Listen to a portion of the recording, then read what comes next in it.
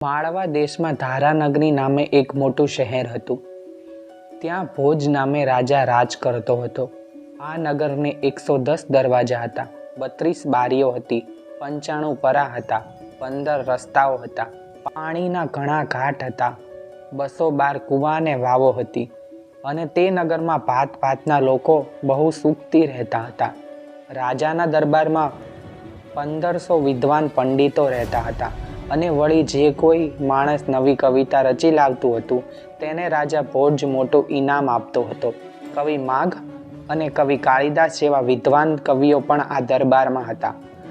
આ ભોજ રાજાના નગરમાં એક ગરીબ પણ પવિત્ર બ્રાહ્મણ રહેતો હતો અને તેનો એક સોની ભાઈબંધ હતો. એક દિવસ આ સોનીએ તે બ્રાહ્મણને કહ્યું કે ચાલ આપણે કોઈ પરદેશ જઈએ અને ત્યાંથી બહુ ધન કમાઈ લાવીએ. જો મોટા મહેલ અને હવેલીઓ બંધાવી હોય તો પરદેશ ગયા વગર છૂટકો નથી. બ્રાહ્મણને પણ આ વાત સાચી લાગી અને પોતાની સ્ત્રીને સમજાવી. પછી તે અને પેલો સોની થોડે દિવસે પરગામ જવા નીકળ્યા. ફરતા ફરતા દરિયા કિનારેના કનકપુર નામે એક ગામમાં તે આવ્યા. ત્યાં વિજયપાળ નામે રાજા રાજ કરતો હતો. ત્યાં આગળ તે બ્રાહ્મણે નિશાળ માંડી. રાજાને તે વાતની ખબર પડી એટલે બ્રાહ્મણને બોલાવ્યો. બ્રાહ્મણને પછી પોતાને ઘેર રાખ્યો ને પોતાના બાળક ભણવાને સોંપ્યા. એમ કરતાં કરતાં 12 વર્ષ થયા. સોનીએ પણ આ અરસામાં સારા પૈસા એકઠા કર્યા હતા. તેને પોતાને ગામ જવાનો વિચાર થયો. એ વાત જાણી એટલે બ્રાહ્મણને પણ ઘેર જવાનું મન થયું. તે રાજાજીની રજા લેવા ગયો એટલે રાજાજીએ કહ્યું, તમારે જાતે ઘેર જઈને શું કામ છે? તમારા મિત્ર ઉપર વિશ્વાસ હોય તો હું તમને ધન આપું છું, તે તમારી સ્ત્રીને મોકલી આપો. બ્રાહ્મણ કહે કે મિત્રને લીધે તો હું અહીં આવ્યો છું, મને એના ઉપર પૂરો વિશ્વાસ. એટલે રાજાએ તેને 4 કિંમતી રત્ન આપ્યા. આ રત્ન બ્રાહ્મણે પેલા સોનીને આપીને કહ્યું કે ભાઈ, મારી સ્ત્રી દુઃખમાં દિવસ ગાળતી હશે, તેને આ 4 રત્ન આપજે. સોની રત્ન લઈ વિદાય થયો. રસ્તામાં તેને વિચાર આવ્યો કે આ રત્ન હું બ્રાહ્મણીને નહીં આપું તો કોણ જાણનાર છે.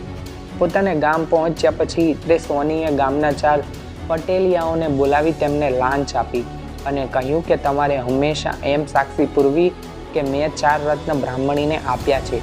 પછી તે બ્રાહ્મણને ઘેર ગયો અને કહ્યું કે મારું નસીબ તો પરદેશમાં ઉઘડ્યું, પણ બિચારા બ્રાહ્મણને હજી નસીબે યારી આપી નથી, પણ એ જ્યારે ઘણું ધન કમાશે ત્યારે પાછો આવશે. એમ કહી તેણે બ્રાહ્મણને 4 હુણ આપ્યા અને કહ્યું કે મારી સાથે તારા પતિએ આ 4 હુણ મોકલાવ્યા છે, તે હું તને આ પંચ દેખતા આપું છું. સોની ત્યાર પછી પોતાને ઘેર ગયો અને બિચારી બ્રાહ્મણીના 4 હુણ તો જોત જોતામાં ખર્ચાઈ ગયા. પેલો બ્રાહ્મણ તો પોતાનું કામ કર્યા કરે છે. થોડે દિવસે રાજાના પુત્રો ભણી રહ્યા એટલે તેણે રાજાજી આગળ હાથ જોડી પોતાને ઘેર જવાની રજા માંગી. રાજા પણ તેના કામથી સંતોષ પામ્યા હતા. તેમણે ખુશીથી તેને જવાની રજા આપી અને કહ્યું કે આપેલા 4 રત્ન તમે તમારે ઘેર મોકલ્યા છે તેમાંથી અખૂટ ધન આવશે, તે તમે નિરાંતે ભોગવજો. બ્રાહ્મણ પોતાને ગામ ગયો એટલે તેને જોઈ લીધું. તેના સગાવાલા બહુ આનંદ પામ્યા. ભાઈબંધ દોસ્તાર બધા મળવા આવ્યા. પેલો સોની પણ મળવા આવ્યો અને મોડી રાત સુધી વાતો કરી. બધાના ગયા પછી બ્રાહ્મણે પોતાની વહુને પૂછ્યું કે મેં તને સોની સાથે 4 રત્ન મોકલ્યા હતા, તો પણ તું આમ દુઃખમાં જિંદગી કેમ ગાળે છે? હવે તે રત્ન કાઢો અને આપણે તે વેચી છોકરા પરણાવીએ, હવેલીઓ બંધાવીએ અને મહારુદ્ર આદિ ધર્મદાન કરીએ. બિચારી બ્રાહ્મણે તેવા સાંભળીને વિચારમાં જ પડી ગઈ કે આ રત્નની શી વાત કરે છે. તેનું આવું મુખ જોઈ બ્રાહ્મણે તેને પૂછ્યું કે સોનીએ તને રત્ન આપ્યા હતા કે નહીં? બાઈએ ના કહી એટલે તે નિરાશ થઈ ગયો અને તરત જ પેલા સોનીને ઘેર ગયો. ત્યાં જઈ એણે સોનીને કહ્યું કે ભાઈ, તે બહુ જ સારી અક્કલ વાપરી અને સ્ત્રી જાત જાણીને મારી પત્નીને મેં આપેલા રત્ન આપ્યા નહીં તે પણ ઠીક કર્યું. સોની કહે કે ભાઈ, તું મારે ગળે કેમ પડે છે?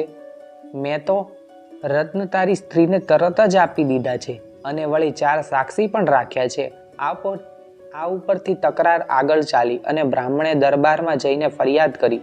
સોનીએ પેલા પંચને સાક્ષીમાં મૂક્યા અને તેમના પુરાવા ઉપરથી રાજાએ ઠરાવ્યું કે રત્ન તો બ્રાહ્મણીને મળ્યા છે. પછી ખોટી ફરિયાદ કરવા માટે બ્રાહ્મણ તથા બ્રાહ્મણીને દેશ નિકાલ કર્યો. તેઓ બિચારા નિરાશ થઈને ગામ બહાર ચાલ્યા. આ ગામની બહાર એક ટેકરો હતો.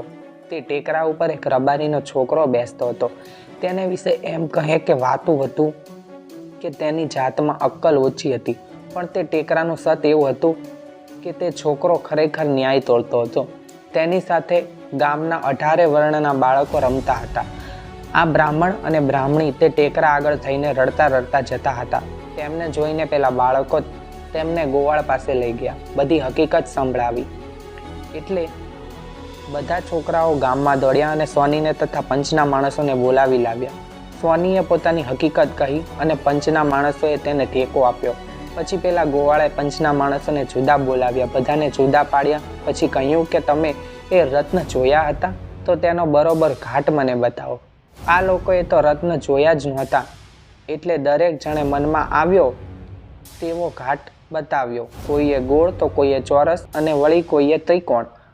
કોઈના એ ઘાટ સરખા આવતા નહોતા. આમ થયું એટલે તેણે છોકરાઓને કહ્યું કે આ સાક્ષીઓ જૂઠા છે, માટે એમને મારો. મારની બીકથી એ લોકોએ ખરી વાત કહી દીધી. પછી પેલો સોનીને પણ મારવા માંડ્યો. બધી બાજી હાથમાંથી ગઈ એટલે તેણે ખરી વાત કહી અને રત્ન સંતાડ્યા હતા તે જગ્યા બતાવી દીધી. છોકરાઓ ત્યાં જઈને રત્ન લઈ આવ્યા અને તે બ્રાહ્મણને આપ્યા. આ વાતની રાજા ભોજને જાણ થઈ એટલે તેને તે ટેકરા સંબંધી બહુ જ કુતૂહલ થયું. ગોવાળના છોકરાની આખી બુદ્ધિ હોય એમ તો તેનો દેખાવ ઉપરથી રાજાને લાગ્યું નહીં. તે ઉપરથી રાજા અને વજીરને એમ થયું કે આ બધો પ્રતાપ આ સ્થાનનો હોવો જોઈએ. એમ ધારીને તેણે તે ટેકરો ખોદવાનો હુકમ કર્યો. ખોદતા ખોદતા અંદરથી એક અતિ સુંદર મનોહર સિંહાસન હાથ લાગ્યું. તે ગોળાકાર હતું અને તેમાં ગજને અંતરે એક બહુ જ રૂપવાન સ્વર્ણની પૂતળી મૂકેલી હતી. દરેક પૂતળીના હાથમાં જુદા જુદા વાજિંત્રા હતા અને તેમના મોં પૂનમના ચંદ્ર જેવા સુશોભિત હતા. રાજા ભોજે આ સિંહાસન ઉપર બેસવા ઈચ્છા વ્યક્ત કરી અને બ્રાહ્મણો પાસે શુભ મુહૂર્ત જોવડાવ્યું. તે દિવસે દરબાર ભરાયો છે. ભાટચારણો અને બંદીજનો રાજાજીના ગુણગાન કરી રહ્યા છે. યાચકોને દાન અપાય છે. સર્વત્ર આનંદ થઈ રહ્યો છે. ભોજ રાજાએ સિંહાસનની પૂજા કરી પછી રાજાજી સિંહાસન ઉપર બેસવા ગયા. રાજા આસન ઉપર પગ મૂકવા જાય છે એટલે તરત જ એક પૂતળી હાહા કરીને બોલી ઉઠી કે ખબરદાર, જો આ સિંહાસન ઉપર પગ મૂક્યો તો. આખી સભા બહુ જ અચંબો પામી. ભોજ રાજાએ પગ પાછો ખેંચી લીધો અને હાથ જોડીને બોલ્યા, તમે કોણ છો અને આ શા કારણથી મને સિંહાસને બેસવા ના કહો છો તે કહો. તે પૂતળી બોલી કે હે રાજા ભોજ, હું તો માત્ર પૂતળી જ છું અને મારું નામ નંદા છે. નંદા નામે કહે પૂતળી, ભોજ સુણો આ ઠામ.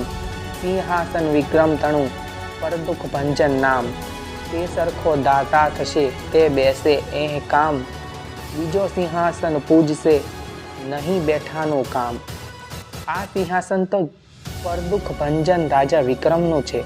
તેણે વીર વેતાલને વશ કર્યો હતો અને પરોપકાર માટે પોતાનો દેહ સમર્પણ કર્યો હતો. તેમના નામનો સંવંત હજી પણ દેશમાં ચાલે છે. તે રાજાના જેવો પરોપકારી અને બહાદુર રાજા જે થશે તે જ આ સિંહાસન ઉપર બેસી શકશે. બીજાઓએ તો માત્ર તેની પૂજા જ કરવાની છે. આ સાંભળી ભોજ રાજાએ પૂછ્યું, એ રાજાએ એવા તે શા પરાક્રમ કર્યા હતા, તે પરોપકારના કાર્ય કર્યા હતા, તે મને કહો તો ખરા. તે ઉપરથી નંદા પુત્રીએ હરણની વાત શરૂ કરી. આ રીતે સિંહાસન 32ની વાર્તાનો પ્રારંભ થાય છે. તો અહીંયા આ વાર્તાનું પહેલું પ્રકરણ ખતમ થાય છે. આ વિડીયો ગમ્યો હોય તો લાઈક કરો, શેર કરો, સબસ્ક્રાઇબ કરો અમારી ચેનલ આપણું સાહિત્ય અને આવી જ રસપ્રદ વાર્તાઓ માટે. બાકી મળીશું નવા વિડીયોમાં અમારી ચેનલમાં. ત્યાં સુધી જય હિન્દ, જય ભારત દોસ્તો.